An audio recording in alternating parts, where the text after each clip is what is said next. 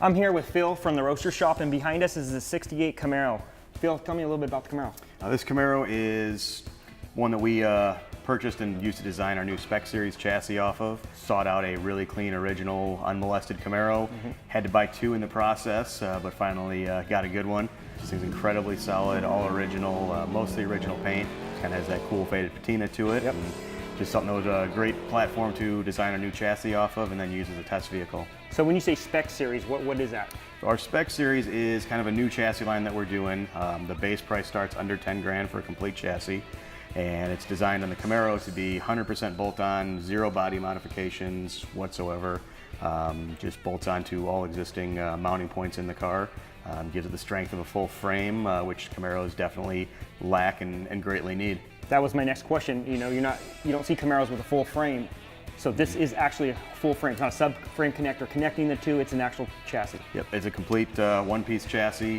We 3D scanned the floor of this car, and then through a lot of SolidWorks design time, we were able to design a complete chassis that contours to the floor of the car without hanging below it, without creating a really high ride height.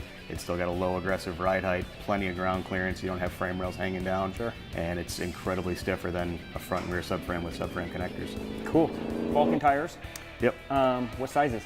The fronts are 265 35 17, and the rears are a 275 35 18. So you got plenty of tire under there? Yep, it's as much tire as you can go without mini tubbing it. The car, we really wanted to keep it completely unmolested, I guess, so the average guy can see what you can do without really cutting and welding and modifying. No, this is definitely aimed after, for the guy who has a stock car and they want to do some upgrades and something they can bolt on themselves for actually a budget price too. Yep.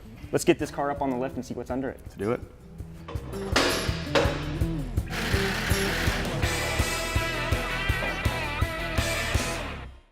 All right, Phil, so we got the car up on the lift. Tell us about the front suspension.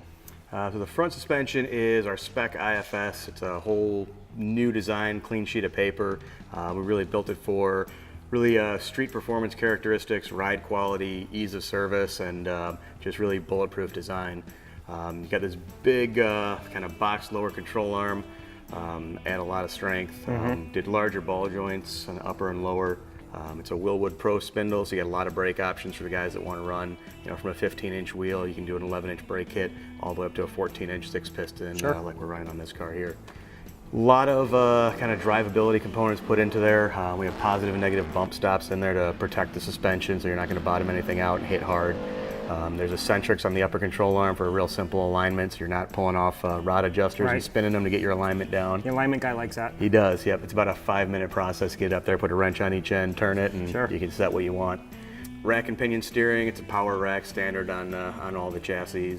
We've got a large diameter 1.25" front sway bar, and everything's just really packaged to where the LS motor, small blocks and big blocks fit nicely in there. You get them nice and low in the car, so you're lowering the center of gravity and not running into too many hood clearance issues. No, it's certainly, it's packaged perfect.